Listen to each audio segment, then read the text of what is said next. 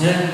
Temos aprendido muito aqui sobre a história da igreja, os sinais, né, que Jesus operou através da igreja, irmãos, a forma como Deus trabalhou na vida, né, dos discípulos e de toda a igreja, de todas aquelas pessoas que foram alcançadas para dar continuidade, irmãos, né, no processo da igreja, no crescimento da igreja.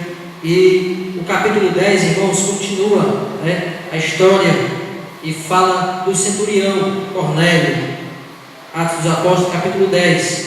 Aprendemos, né, lá no capítulo 7 sobre o testemunho, sobre a defesa, sobre a morte de Estevão, né? No capítulo 8 também aprendemos muito acerca da perseguição, a primeira perseguição que a igreja passou, né? A afronta do inimigo, daqueles que não aceitavam a Cristo, que não queriam receber Jesus como Salvador. E no capítulo 9 também aprendemos sobre a conversão, né, de Saulo, este grande homem de Deus que foi alcançado, que antes perseguia a igreja, mas depois que Jesus apareceu na sua vida, que Jesus entrou na sua vida, ele deixou de ser o perseguidor e passou, irmãos, a ser perseguido por causa de Jesus. Amém? Então, irmãos, não se preocupe se você está enfrentando alguma afronta, alguma perseguição, alguma luta. Irmãos, tudo isso é por causa de Jesus na sua vida. Amém? Você tem Jesus na sua vida. Então, irmãos, Ele nos diz que no mundo nós teremos aflições, mas que nós tivéssemos bom ânimo. Amém? Ele estaria conosco, né? E aqui no capítulo 10 temos um testemunho, irmãos, né, deste homem que nem conhecia Jesus ainda, mas que já dava o seu testemunho de um homem bom, de um homem temente a Deus, que orava e que buscava ao Senhor. Amém? Então vamos ler aqui, vamos meditar um pouco em Atos dos Apóstolos, capítulo 10. Vamos ler só apenas o versículo 1 até o 8. Amém? Não vamos estender todo o capítulo, porque é muitos versículos. Vamos apenas meditar um pouco, também as horas já estão um pouco avançadas e vamos também terminar um pouco mais cedo, amém? Mas eu creio, irmãos, que se você estiver atento à palavra e receber a palavra, amém? Deus vai nos abençoar, porque a palavra é vida para nós que a recebemos com temor e com tremor, amém? Nosso coração, amém? Capítulo 10 de Atos. Em nome de Jesus. Morava em Cesareia um homem de nome Cornélio, centurião da corte chamada italiana, piedoso e temente a Deus, com toda a sua casa, e que fazia muitas esmolas ao povo e de contínuo orava a Deus. Irmãos, era continuamente, amém? Não era só uma vez na semana, não era só uma vez no mês, era continuamente, todos os dias ele orava a Deus. Esse homem observou claramente durante uma visão, cerca da hora 9 do dia, um anjo de Deus que se aproximou dele e lhe disse: Cornélio. Ele, fixando nele os olhos e possuído de temor, perguntou: quem é, Senhor? E o anjo lhe disse: as tuas orações e as tuas esmolas subiram para a memória de Deus. Agora envia mensageiros a Jope e manda chamar Simão, que tem por sobrenome Pedro.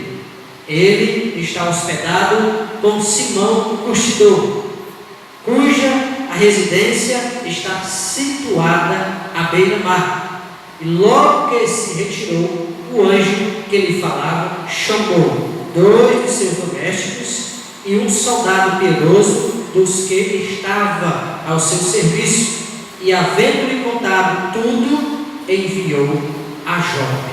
Amém?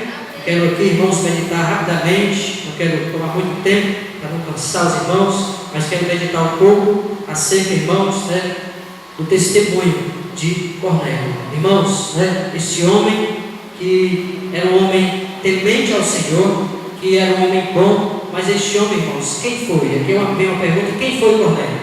Aqui diz, irmãos, que Cornélio foi um centurião romano convertido ao cristianismo no século I, depois de Cristo. Amém? Depois de Cristo. Na época em que os apóstolos lideravam a igreja primitiva. Amém? Cornélio era um centurião, isto é, um oficial do exército romano. Ele liderava, irmãos, uma campanha de aproximadamente 100 soldados, a pé. Ele levava esses soldados, preparava esses homens para a luta, para a batalha, a pé. E chamada de centúria. Amém? O que nós podemos esta noite, irmãos, aprender aqui nesse testemunho maravilhoso deste homem que desejava, irmãos, a presença de Deus, que queria receber algo mais do Senhor na sua vida, e principalmente, irmãos, não só ele, mas também a toda a sua família. Amém? Cornélio era um homem que fazia muitas esmolas e que agradava a Deus com aquilo que ele entendia, com aquilo que ele sabia, mas ele ainda não conhecia Jesus. Amém? Por isso que nós temos algumas coisas aqui para nós aprendermos com ele. Então, o que nós podemos aprender com Cornélio? Aí aqui diz, irmãos, o que ele fez. Olha só, o que ele fez para que a salvação chegasse até o seu lar. O que Cornélio fez, irmãos, para que a salvação venha entrar na nossa casa, venha se estabelecer na nossa vida e na nossa família, nós temos que fazer alguma coisa. Amém? Nós não podemos ficar de braços cruzados, porque a salvação, irmãos, ela foi consumada de graça para nós. Amém? Existiu um preço para Jesus. Para nós, ela vem de graça, mas para Jesus teve um grande preço. Amém? E nós temos que ter um objetivo para que esta salvação possa chegar na nossa vida e na nossa casa.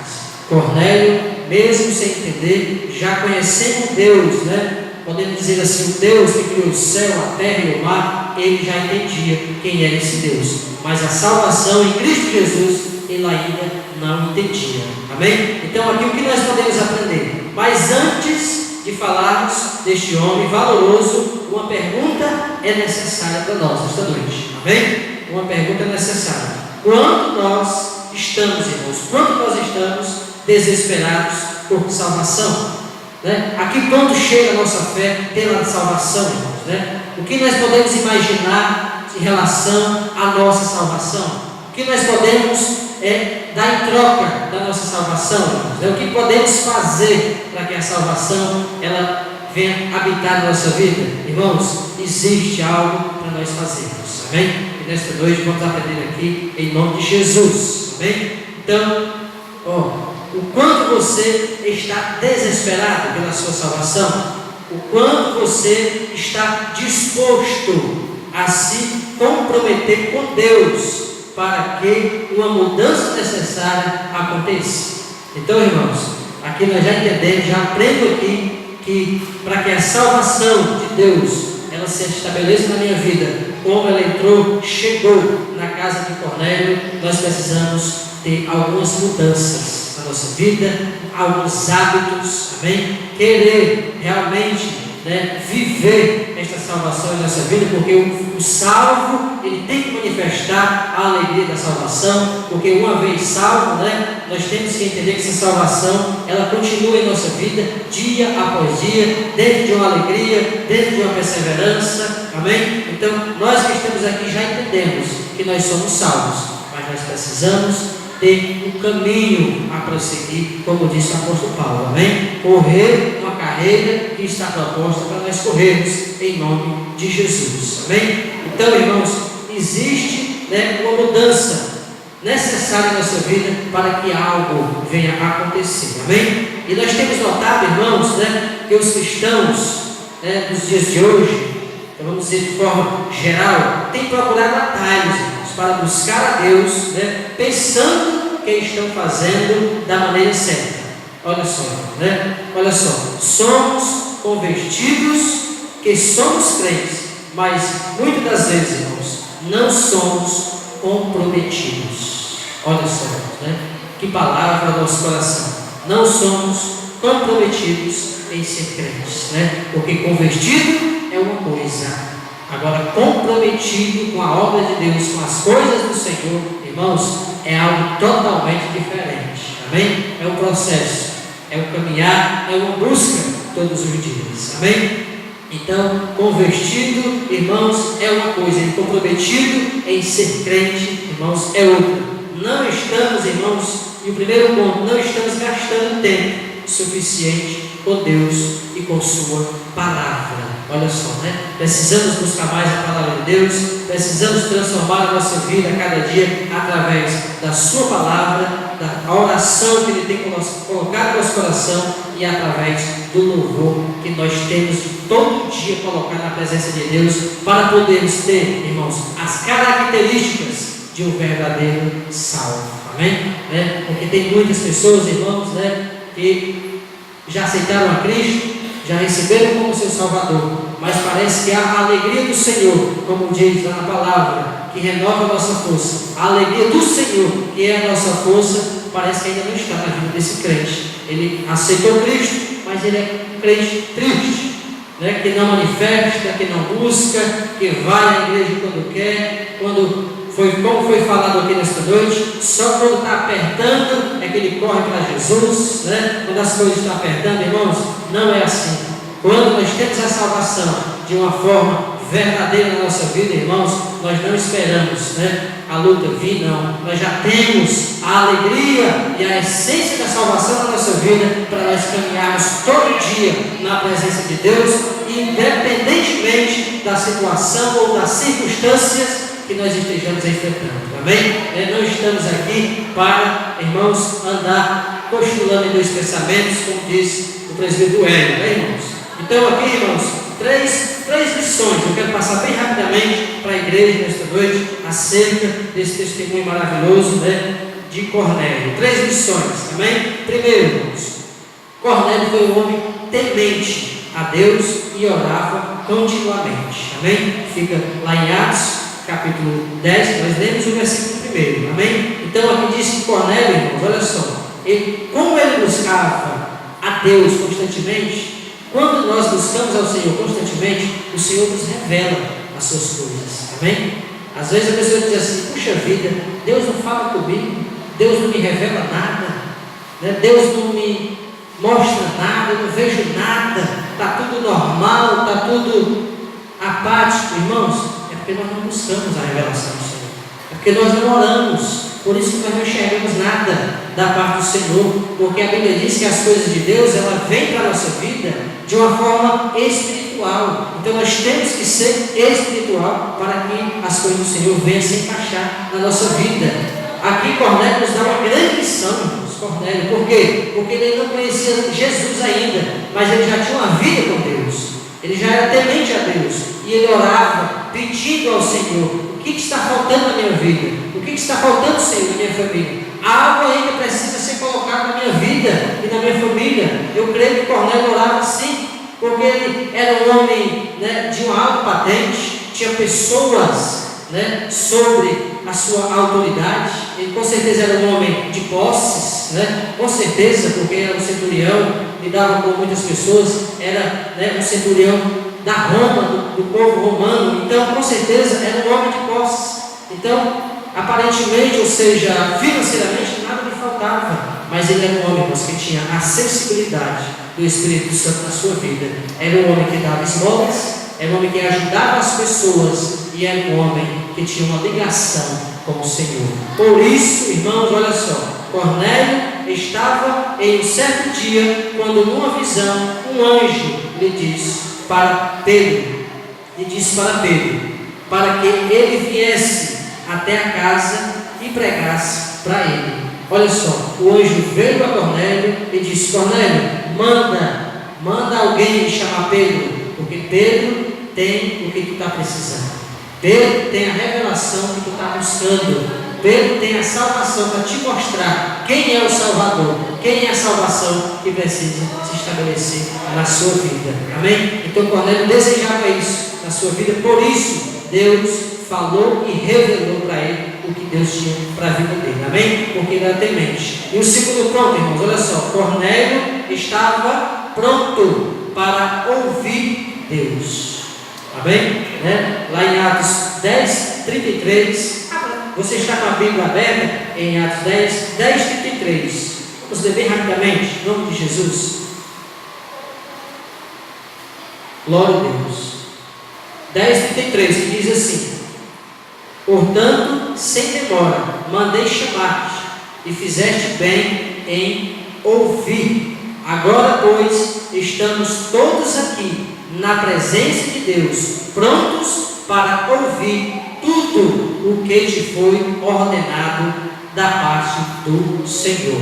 Amém? Cornélio falou isso, né? Cornélio juntou pessoas, juntou a sua família, para que quando Pedro chegasse com a palavra, com a pregação, né, ele estivesse pronto para ouvir a palavra de Deus, para ouvir o que Deus tinha falado. Então, primeiro ponto, irmãos, nós temos que ser pessoas que venham orar ao Senhor constantemente, e temos que ser pessoas, irmãos, que temos que estar prontos para ouvir a Deus. Amém? O que Deus tem a falar para nós. Estar pronto é estar sensível. Estar pronto, irmãos, é desejar ouvir a voz de Deus. Amém? Sobre a nossa vida, em nome de Jesus, né? Lá em livro de Tiago, a palavra diz que o homem, né, ele tem que estar pronto para ouvir, tardio para falar e tardio para se irar. Amém? Porque a ira do homem não opera a justiça de Deus. Então, o homem duro de coração, o homem que não tem a sensibilidade para ouvir a Deus, irmãos, Deus não vai falar com ele. Amém? Só se for de uma maneira, né, muito cruel, ou seja, na dor, que Deus vai falar com ele, porque ele não tem um coração sensível para ouvir. Então, nós temos que ter um coração sensível. Amém? Aqui diz o seguinte: importa dizer, irmãos, que ouvir a palavra de Deus, né, está pronto para obedecer. Ouvir a palavra de Deus é estar pronto para também obedecer a palavra de Deus. Pois vivemos em um tempo que parece que até as pessoas estão ouvindo como mais um entretenimento, né?